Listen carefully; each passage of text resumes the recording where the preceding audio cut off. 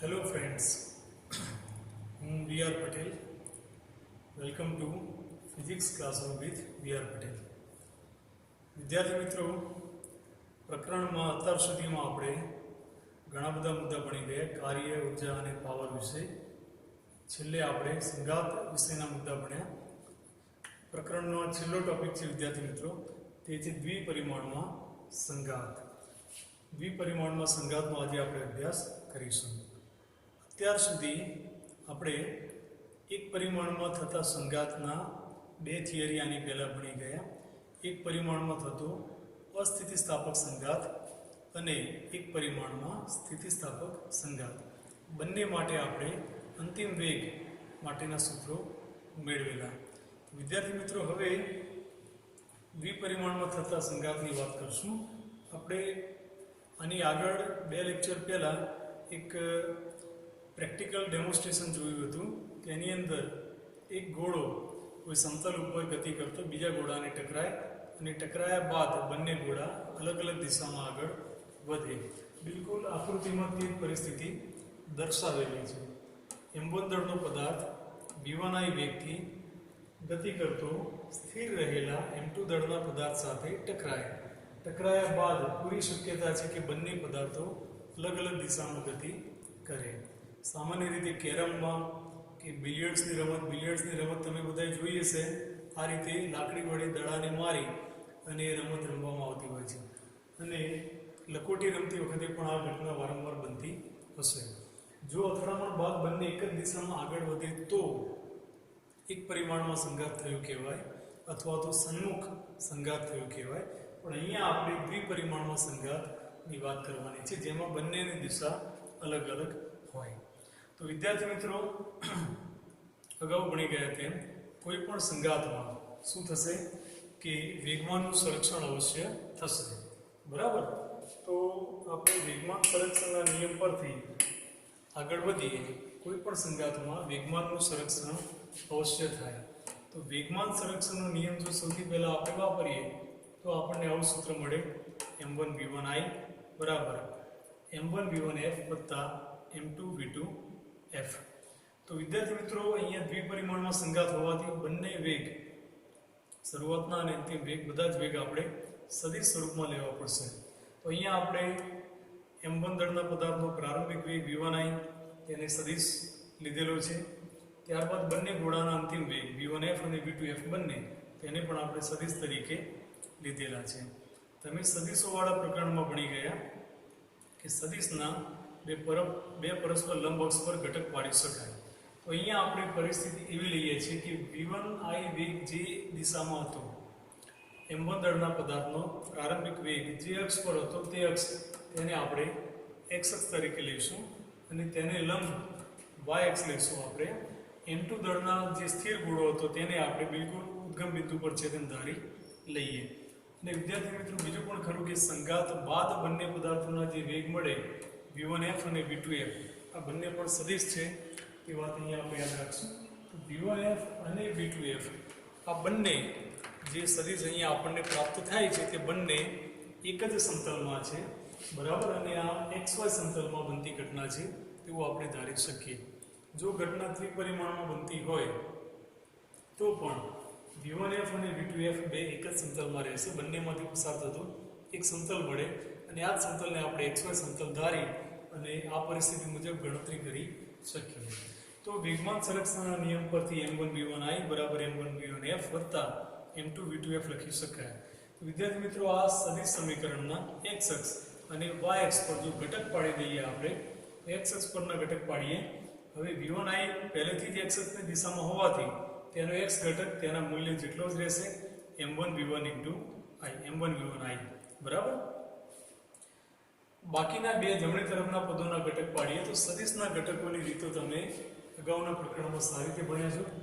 આ સદિશ V1F તેને x અક્ષ સાથે બનાવેલો ખૂણો θ1 છે, તો તેનો x ઘટક V1F cos θ1 થશે. અને તે જ રીતે બીજો સદિશ V2F તેણે x અક્ષ સાથે બનાવેલો ખૂણો θ2 છે, તેનો x અક્ષ પરનો ઘટક તે V2F cos θ2 થશે. તો અહીંયા આપણે જમણી તરફ બંને ઘટક લખેલા છે, M1 V1F cos θ1 plus m2 v2f cos θ 2, જે આ બંને અંતિમ વેગોના ઘટકો થશે, સાથે m1 અને m2 ગુણાયેલા રહેશે. જેથી મિત્રો આ પ્રમાણે જો y અક્ષ પર ઘટક લઈએ આપણે y અક્ષ પર, હવે એને પણ સમજીએ તો સદિશ v1i x અક્ષની દિશામાં હોવાથી એનો y ઘટક શૂન્ય મળે. કોઈ પણ સદિશ કોઈ અક્ષની દિશામાં હોય, કોઈ અક્ષ પર જ હોય, તો બાકીની બધી અક્ષ પરના તેના ઘટક હંમેશા શૂન્ય મળે. તો અહીંયા v1i નો y ઘટક શૂન્ય થશે. તે જ રીતે v1f નો y ઘટક શોધવો હોય, x અક્ષ સાથેનો ખૂણો θ1 આપેલો હોવાથી v1f નો y ઘટક v1f sin θ1 થશે. તે જ પ્રમાણે v2f નો x અક્ષ સાથેનો ખૂણો θ2 હોવાથી v2f નો y ઘટક v2f sin θ2 થશે. પણ વિદ્યાર્થી મિત્રો બીજી વાત કે v2f નો y ઘટક ઋણ y અક્ષ પર આવશે, બરાબર. તેથી v2f sin θ2 તેનું મૂલ્ય આપણે ઋણ લેવું પડશે. તો ત્રણેય સદિશોના y ઘટક લખીએ તો ડાબી તરફ મેં વાત કરી તેમ y ઘટક શૂન્ય થશે v1i નો, બરાબર. જમણી તરફ v2f અને v1f ના ઘટક લઈએ આપણે તો જમણી તરફ m1 v1f sin θ1 માઈનસ એ બીજું ઘટક આપણે ઋણ છે હમણાં વાત કરી તેમ, તો માઈનસ m2 v2f sin θ2. તો આ y ઘટક લેવાથી આ બીજું સમીકરણ આપણને પ્રાપ્ત થાય. આપણે જો ઈચ્છીએ તો બંને સમીકરણને નંબર આપી શકીએ, સમીકરણ નંબર 1 અને સમીકરણ નંબર 2 તેવું આપણે આમને કહી શકીએ. તો અહીંયા આપેલી પરિસ્થિતિ પરથી આપણને બે સમીકરણ પ્રાપ્ત થાય, બરાબર. સદિશ સ્વરૂપમાં જે સમીકરણ હતું તેને ઘટક સ્વરૂપમાં આપણે પરિવર્તિત કરી દીધું. હવે સદિશ ધ્યાનમાં લેવાનો રહેતો નથી, તમે ઘટક સ્વરૂપના બે સમીકરણો ગણતરીમાં લઈ શકો. તો આપણી પાસે આ પ્રશ્નના ઉકેલ માટે બે સમીકરણો છે. વિદ્યાર્થી મિત્રો, હવે મુદ્દો એ છે કે આખી ઘટનામાં જાણીતા મૂલ્ય કયા હોઈ શકે. તો શક્ય છે કે બંને પદાર્થોના દળ આપણે પહેલાથી જાણતા હોઈએ, અથવા તો સંઘાત પહેલા કે સંઘાત બાદ ગમે ત્યારે બંનેના દળ આપણે માપી શકીએ.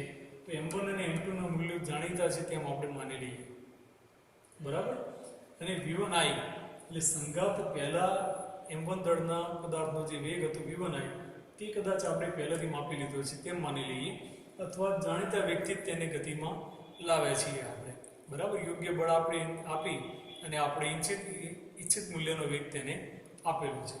તો આ ત્રણ m1 m2 અને v1i આ ત્રણ મૂલ્યો એ જાણીતા હોઈ શકે. એનું કારણ એવું છે કે બાકીના મૂલ્યો v1f v2f θ1 θ2 સંઘાતો પછી ઉત્પન્ન થનારી બાબતો છે, તેથી તેના મૂલ્ય પહેલેથી જાણતા હોઈએ તેવું બની શકે નહીં. હવે આ ઘટનાની અંતિમ પરિસ્થિતિ, સંઘાત બાદની પરિસ્થિતિ, તેને આપણે જો પૂરેપૂરી સમજવી હોય તો સંઘાત બાદ બંને ગોળાઓના અંતિમ વેગ v1f અને v2f તેમના મૂલ્યો અને બંને વેગોએ સદિશ x અક્ષની દિશા સાથે બનાવેલ ખૂણાઓ એટલે કે θ1 અને θ2 એમ કુલ 4 કિંમતો એવી છે વિદ્યાર્થી મિત્રો જે આપણે જાણવાની જરૂર પડશે, જે મૂલ્યો સંઘાત બાદ ઉત્પન્ન થશે અને તેને આપણે જાણવા છે, બરાબર. તો આ પરિસ્થિતિમાં સંઘાત પછીની રાશિઓ એટલે કે અજ્ઞાત મૂલ્યો 4 થશે. v1f નું મૂલ્ય, v2f નું મૂલ્ય, v1f એ x અક્ષ સાથે બનાવેલ ખૂણો θ1 અને તે જ પ્રમાણે v2f એ x સાથે બનાવેલ ખૂણો θ2. v1f v2f θ1 અને θ2 કુલ 4 અજ્ઞાત રાશિ આપણી પાસે છે. જો માત્ર સમીકરણથી આ ચારેય સમીકરણ મૂલ્યો શોધવા હોય તો વિદ્યાર્થી મિત્રો જેટલા અજ્ઞાત હોય તેટલા સમીકરણ જોઈએ. તમે ગણિતમાં ભણ્યા છો, એક કરતાં વધારે સમીકરણોના ઉકેલ મેળવી અને અજ્ઞાતના મૂલ્યો આપણે શોધીએ. પણ તેમાં સામાન્ય રીતે x અને y બે અજ્ઞાત હોય અને બે સમીકરણ તમને આપેલા હોય તો x અને y ના મૂલ્યો મળી જાય. એટલું યાદ રાખો કે જેટલી અજ્ઞાત રાશિ હોય ઓછામાં ઓછા તેટલા સમીકરણ હોવા જોઈએ. તો અહીંયા આપણી પાસે 1 2 3 અને 4 અજ્ઞાત રાશિ છે, જ્યારે સમીકરણો આપણે જે મેળવ્યા તે માત્ર 2 છે. બે સમીકરણથી 4 અજ્ઞાત રાશિ ક્યારેય મળી શકે નહીં. જો કદાચ આપણે આ સંઘાતની સ્થિતિસ્થાપક સંઘાત ધારી લઈએ, અત્યાર સુધી આપણે કોઈ પણ સંઘાત માટે વાત કરી, પણ આ સંઘાત જો સ્થિતિસ્થાપક હોય તો આપણને વધારાનું સમીકરણ મળે, કારણ કે સ્થિતિસ્થાપક સંઘાતમાં ગતિ ઉર્જાનું પણ સંરક્ષણ થાય તે વાત આપણે જાણીએ છીએ. ગતિ ઉર્જા સંરક્ષણનો નિયમ જો અહીંયા વાપરીએ તો 1/2 m1 v1i² એટલે કે સંઘાત પહેલાની કુલ ગતિ ઉર્જા બીજો ઘોડો તો સ્થિર હતો તેની 0 આવે, માત્ર પ્રથમ m1 દળના પદાર્થની m1 v1i² ગતિ ઉર્જા થશે બરાબર સંઘાત બાદ બંને પદાર્થોની કુલ ગતિ ઉર્જા, તો પહેલા પદાર્થની m1 1/2 m1 v1f² વત્તા બીજા પદાર્થની ગતિ ઉર્જા 1/2 m2 v2f². તો સંઘાત પહેલાની કુલ ગતિ ઉર્જા બરાબર સંઘાત બાદની કુલ ગતિ ઉર્જા m. ગતિ ઉર્જા સંરક્ષણના નિયમ પરથી આપણે વધુ એક સમીકરણ મેળવી શકીએ.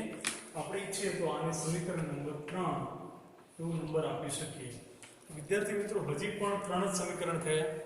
પહેલા જે આપણે વેગમાન સંરક્ષણના નિયમ પરથી મેળવેલા 2 સમીકરણ અને માત્ર સ્થિતિસ્થાપક સંઘાત હોય તો જ ગતિ ઉર્જા સંરક્ષણના નિયમ પરથી મેળવેલ બીજું એક સમીકરણ, વધુ એક સમીકરણ. આ સમીકરણ અદિશ સ્વરૂપમાં છે તેથી આના ઘટક પાડી શકશે નહીં બરાબર. તો એક ત્રીજું સમીકરણ આ થયું. તો કુલ 3 સમીકરણ. હજી પણ અજ્ઞાતની સંખ્યા 4 હોવાથી 3 સમીકરણની મદદથી 4 અજ્ઞાત આપણે ક્યારેય ઉકેલી શકીએ નહીં. તો શું કરવું પડે વિદ્યાર્થી મિત્રો એના માટે? તો 4 સમીકરણો કમસે કમ હોવા જોઈએ. 4 સમીકરણ હોવા જોઈએ, પરંતુ આપણે જે થિયરીનો ઉપયોગ કરીએ છીએ, જે આપણી પાસે જે નિયમો છે તેના આધારે 3 સમીકરણ મળી શકે, ચોથું સમીકરણ છે નહીં. તો શું કરવું પડે એના માટે? તો એક જ રસ્તો છે કે સંઘાત પછીની આ જે 4 રાશિઓ છે v1f, v2f, θ1 અને θ2, આ ચારમાંથી કોઈ એક મૂલ્ય આપણે માપી લેવું પડે, અથવા તો આપેલી પરિસ્થિતિમાં આ ચારમાંથી એક મૂલ્ય તમને આપેલું હોવું જોઈએ બરાબર. તો v1f, v2f, θ1 અને θ2 ચારમાંથી એક મૂલ્ય જો પહેલેથી આપી દેવામાં આવે તો 3 જ અજ્ઞાત બાકી રહેશે અને 3 સમીકરણની મદદથી તેનો ઉકેલ આપણે મેળવી શકીએ. તો દ્વિપરિમાણમાં થતા સ્થિતિસ્થાપક સંઘાત માટે વેગમાન સંરક્ષણનો નિયમ, તેના પરથી 2 ઘટક સમીકરણો, જો સ્થિતિસ્થાપક સંઘાત હોય તો ગતિ ઉર્જા સંરક્ષણનો નિયમ બરાબર. અને આ પરિસ્થિતિમાં 3 અજ્ઞાત રાશિ, 3 જાણીતી રાશિ અને તેની સામે 4 અજ્ઞાત રાશિનું મૂલ્ય મેળવવા માટે આ ચારમાંથી એક મૂલ્ય આપણી પાસે હોવું જોઈએ. આટલી બાબતો આકૃતિ સાથે લખવાની થાય વિદ્યાર્થી મિત્રો પરીક્ષામાં પૂછાય ત્યારે. તો પરીક્ષામાં દ્વિપરિમાણમાં સ્થિતિસ્થાપક સંઘાત માટેની થિયરી પૂછાય તો તમારે આટલું વર્ણન આકૃતિ સાથે કરવું પડશે. 2 માર્ક અથવા 3 માર્કમાં પ્રશ્ન પૂછી શકાય. હવે દ્વિપરિમાણમાં જ સંઘાત પર આધારિત આપણે ઉદાહરણ છે, ઉદાહરણ 6.13 તે સમજી લઈએ વિદ્યાર્થી મિત્રો. તેનો પ્રશ્ન હું તમારી સામે અહીંયા વાંચું છું. પહેલા પ્રશ્ન બરાબર સમજીએ, ત્યારબાદ આપણે તેની ગણતરી જોઈએ. તો પ્રશ્ન એવો છે વિદ્યાર્થી મિત્રો, આકૃતિ નંબર 6.10 એટલે આ આકૃતિ જ છે, પાઠ્યપુસ્તકમાં 6.10 નંબર આ આકૃતિને આપેલો છે. આકૃતિ 6.10માં સમાન દળ m1 બરાબર m2, ખાસ નોંધો અહીંયા 2 ઘોડાના દળ સમાન આપેલા છે, m1 બરાબર m2 આપેલા છે. તમે ઈચ્છો હતું એની બરાબર m લખી શકો બરાબર. તો 2 પદાર્થોના દળ અહીંયા સરખા આપેલા છે. પહેલી વાત, સમાન દળ m1 બરાબર m2 ના 2 બિલિયર્ડ બોલ્સ, બિલિયર્ડની જે રમત છે તેની હમણાં આપણે વાત કરી, બિલિયર્ડ બોલ વચ્ચે એમની અથડામણ દર્શાવી છે આકૃતિમાં. પ્રથમ બોલ તેને મારક અથવા તો ક્યુબ તેવા નામથી ઓળખાય, જ્યારે જે દડાને મારવામાં આવે તેને લક્ષ્ય એટલે કે ટાર્ગેટ તેવા નામથી ઓળખાય. તો બિલિયર્ડનો ખેલાડી લક્ષ્ય બોલને ખૂણાના કાણામાં, જેમ કેરમમાં 4 કોર્નરમાં હોલ્સ હોય છે તેમ બિલિયર્ડના ટેબલ ઉપર પણ ટોટલ 6 હોલ્સ હોય છે, તેની અંદર દડાને પાડી દેવાનો હોય. દડો હોલમાં પડે એને સિંક કર્યો કહેવાય, દડો સિંક થયો તેમ કહેવાય. તો ટાર્ગેટ અને ક્યુબ બંનેની જોડતી રેખા, બંનેની જે લાઈન બને તેનાથી હોલ એ 37 ડિગ્રીના એંગલે છે વિદ્યાર્થી મિત્રો. તો જે દડાને હોલમાં પાડવાનો છે તે 37 ડિગ્રીના ખૂણે જવું જોઈએ. તો જે ટાર્ગેટ બોલ છે તેને m2 કહીશું આપણે બરાબર. તો તે મૂળ દિશા સાથે 37 એટલે કે θ2 ની કિંમત 37 ડિગ્રી આપી તેમ કહી શકાય. યાદ રાખો આપણને θ2 ની કિંમત 37 ડિગ્રી આપેલી છે. હું અહીંયા લખી દઉં θ2 બરાબર 37 ડિગ્રી બરાબર. તો પ્રશ્ન એ છે કે જો આમ કરવું હોય, સંઘાતને સ્થિતિસ્થાપક ધારી લઈએ, સ્થિતિસ્થાપક હોય તો આ 3 સમીકરણ મળે. તો સ્થિતિસ્થાપક સંઘાતમાં θ1 કેટલો હશે? એટલે કે અથડામણ બાદ જે સ્ટ્રાઇકર જે ક્યુ બોલ છે એ ક્યુનો અંતિમ વેગ માપવાનો નથી આપણે, તેને x અક્ષ સાથે બનાવેલ ખૂણો θ1 શોધવાનો છે, બરાબર. તો અહીંયા આપણે θ1 શોધવાનું છે તે પ્રશ્ન અહીંયા આપણને આપેલો છે. વિદ્યાર્થી મિત્રો, આ શોધવું પણ જરૂરી છે, કારણ કે તેનો એંગલ જો એવો બનતો હોય કે બીજા હોલમાં જઈને ક્યુ પણ હોલની અંદર સિંક થઈ જાય, તો કેરમમાં જેમ ડ્યુ થાય છે, સ્ટ્રાઇકર હોલમાં પડે ને ડ્યુ ગણાય, તેના જેવી પરિસ્થિતિ થાય અને તેના પોઈન્ટ કપાય, બરાબર. તો તે એંગલ પણ જાણવું જરૂરી છે, આપણે શોધીશું. તો સૌ પ્રથમ વેગમાન સંરક્ષણનો નિયમ વાપરીએ આપણે. વિદ્યાર્થી મિત્રો, અહીંયા દળ m1 બરાબર m2 આપેલા છે. તો વેગમાન સંરક્ષણના નિયમનું સૂત્ર હું ફરીથી લખતો નથી, તમારે લખવાનું. તો m1 v1 i બરાબર m1 v1 f વત્તા m2 v2 f. પણ m1 બરાબર m2 હોવાથી તેની કિંમતો m મૂકી દઈએ તો બંને તરફથી m ઉડી જશે. સમજો કે આખા સમીકરણને m વડે ભાગી દીધું એટલે બધા m જતા રહેશે. તો જે બાકી જે પદ વધે તે આવું થશે વિદ્યાર્થી મિત્રો, v1i બરાબર v1 f વત્તા v2 f. આ સમીકરણનો બંને તરફ વર્ગ કરીએ તો ડાબી તરફ v1i સ્ક્વેર. યાદ રાખો, સદિશનો વર્ગ તેના મૂલ્યના વર્ગ જેટલો જ થાય. તો અહીંયા સદિશ v1i નો વર્ગ થશે ત્યારે તેના મૂલ્યનો વર્ગ v1i સ્ક્વેર આપણને મળશે. જમણી તરફ v1f plus v2f whole square આપણે કરી રહ્યા છીએ. વિદ્યાર્થી મિત્રો, સ્ક્વેર કરીએ ત્યારે વળી x પ્લસ વાયના સ્ક્વેરનું વિસ્તરણ તમે બધા ભણ્યા છો 9મા 10મા ધોરણમાં. ઓકે, તો તે પદ્ધતિથી આપણે અહીંયા કરીએ તો પરિણામ મળે v1f square plus v2f square plus 2v1f into v2f, બરાબર. હવે બે વાતો અહીંયા સમજો. પહેલી વાત કે v1f નો વર્ગ અને v2f નો વર્ગ સદિશનો વર્ગ થયો, પણ સદિશનો વર્ગ તેના મૂલ્યના વર્ગ જેટલો હોવાથી આપણે અહીંયા સદિશ દર્શાવ્યા નથી. v1f અને v2f ના વર્ગમાં સદિશ દર્શાવવાની જરૂર રહેતી નથી. બીજી બાજુ જોઈએ આપણે તો બે સદિશોનો ગુણાકાર ક્યારે સાદો ગુણાકાર હોય નહીં વિદ્યાર્થી મિત્રો, તે અદિશ ગુણાકાર અથવા સદિશ ગુણાકાર બેમાંથી એક હોય. જો પરિણામ અદિશ આવતું હોય તો તે ગુણાકાર અદિશ ગુણાકાર હોઈ શકે. જો પરિણામ સદિશ લાવવાનું હોય તો તે સદિશ ગુણાકાર કરવો પડે. તો અહીંયા આપણે ડાબી તરફ જોઈએ તો પરિણામ અદિશ છે, તો જમણી તરફ પણ v1f ઇન્ટુ v2f અદિશ ગુણાકાર થશે. એનું વિસ્તરણ આપણે કરી શકીએ. તો ડાબી તરફ v1i સ્ક્વેર બરાબર જમણી તરફ v1f સ્ક્વેર વત્તા v2f સ્ક્વેર વત્તા 2v1f v2f into cos θ plus 37. તમને પ્રશ્ન થાય કે v1 અને v2 વચ્ચે v1f v2f વચ્ચેનો ખૂણો કેવી રીતે મળ્યો આપણને? તો અહીંયા હમણાં વાત કરી તેમ પ્રશ્નમાં આપેલું છે આપણને કે θ1 આપણે શોધવાનું છે, તેને θ1 જ કહીએ આપણે. θ2 ની કિંમત 37 ડિગ્રી આપેલી છે, બરાબર. તો v1f અને v2f ની દિશા વચ્ચેનો ખૂણો θ1 પ્લસ θ2 બને, ખરું કે નહીં? v1f અને v2f વચ્ચેનો ખૂણો θ1 વત્તા θ2 થશે. θ2 ની કિંમત જાણીતી છે તે મૂકી દઈએ આપણે, તો θ1 વત્તા 37 લખી શકાય. હવે આપણને પ્રશ્નમાં સ્થિતિસ્થાપક સંઘાત થાય છે તેવું કહેવામાં આવેલું છે. તો સ્થિતિસ્થાપક સંઘાત હોવાથી આપણે ગતિ ઊર્જા સંરક્ષણનો નિયમ વાપરી શકીએ. તમારે વાક્ય લખવું પડશે કે સંઘાત સ્થિતિસ્થાપક હોવાથી ગતિ ઊર્જાનું સંરક્ષણ થશે, અને તેથી ગતિ ઊર્જા સંરક્ષણનો નિયમ આપણે થોડી વાર પહેલા ભણી ગયા. 1/2 m1 v1i સ્ક્વેર બરાબર 1/2 m2 v1f m1 v1f square plus 1/2 m2 v2f square. તો વિદ્યાર્થી મિત્રો, ત્રણેય પદોમાં 1/2 આવે. આખા સમીકરણને બે વડે ગુણી દઈએ આપણે તો બધા 1/2 વાળા 1/2 જતું રહેશે બધામાંથી, બરાબર. સાથે સાથે બંને તરફ ગોળાઓના બંનેના દળ આપણને સરખા આપેલા છે, m1 બરાબર m2. તેની કિંમત m મૂકી દઈએ તો m અહીંયા પણ m અને અહીંયા પણ m આવશે. આખા સમીકરણને m વડે પણ ભાગી દઈએ આપણે. આખા સમીકરણને m વડે ભાગીએ, સમજો આખા સમીકરણને m/2 વડે ભાગીએ તો 1/m 1/m અને 1/m ત્રણેયમાંથી જતું રહેશે. તો તમારે આ સમીકરણ અવશ્ય લખવાનું. દાખલો ગણતી વખતે મેં સીધું લખેલું છે. તો 1/m દૂર થયા બાદ જે પદ વધે તે આ થશે, v1i સ્ક્વેર બરાબર v1f square plus v2f square. તો વિદ્યાર્થી મિત્રો, આને સમીકરણ નંબર 2 આપીએ તો આપણે પહેલા મેળવેલું સમીકરણ તેમાં ડાબી તરફ હતું v1i સ્ક્વેર, બીજું મેળવેલું સમીકરણ તેમાં પણ ડાબી તરફ છે v1i સ્ક્વેર. તો ડાબી તરફ બંનેની સરખી છે, તો બંનેની જમણી બાજુઓને સરખાવી શકાય, બરાબર. તો તમે લખી શકો અહીંયા જમણી બાજુઓ સરખાવતા અથવા તો બંને સમીકરણોને સરખાવતા. તો જમણી બાજુ સરખાવી, જમણી તરફ પણ જુઓ તમે તો v1f નો સ્ક્વેર વત્તા v2f નો સ્ક્વેર બંનેમાં કોમન છે. આ પદ અહીંયા વધારાનું છે વિદ્યાર્થી મિત્રો. તો આ પદનું મૂલ્ય 0 થવું જોઈએ તો જ બંને સમીકરણોની જમણી બાજુ સરખી થાય.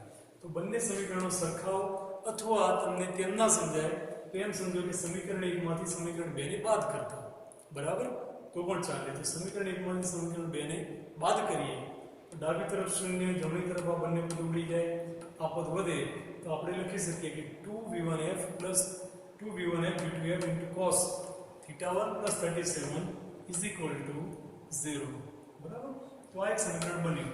તો જમણી તરફ અહીંયા 0 છે વિદ્યાર્થી મિત્રો, cos 90 ની કિંમત 0 થાય. તો આ જ પદને હું ફરી લખું અહીંયા. હવે v1f કે v2f બેમાંથી એક પણ શૂન્ય નથી, બરાબર. તો એનો મતલબ એ થયો કે cos વાળું પદ શૂન્ય હોવું જોઈએ. તો cos θ1 plus 37 બરાબર 0. જમણી તરફ 0 નું મૂલ્ય મૂકી દઈએ cos 90, બરાબર. cos 90 બરાબર 0 થાય તો 0 ની જગ્યાએ cos 90 મૂકીએ અને હવે આ બંનેને સરખાવીએ તો બંને બાજુ મૂલ્યો ઇક્વલ થતા હોવાથી તેમના ખૂણા એટલે કે θ1 plus 37 અને જમણી બાજુ 90 ડિગ્રી આ બંને પણ સરખા થવા જોઈએ. સાદુરૂપ આપીએ તો θ1 plus 37 ડિગ્રી બરાબર 90 ડિગ્રી આપણે બંને સરખાવતા લખી શકીએ. અથવા તો 37 બીજી બાજુ લઈ જાઓ તો θ1 બરાબર 90 minus 37, 90 માંથી 37 બાદ કરીએ તો 53 ડિગ્રી, 53 ડિગ્રી એટલો આન્સર તમને મળશે. તો બિલિયર્ડ્સની ગેમમાં સ્ટ્રાઇકર વડે દડાને માર્યા બાદ જે ક્યુ હોય છે, ક્યુ તેનો એંગલ તેની મૂળ દિશા સાથે 53 ડિગ્રી જેટલો અહીંયા મળશે.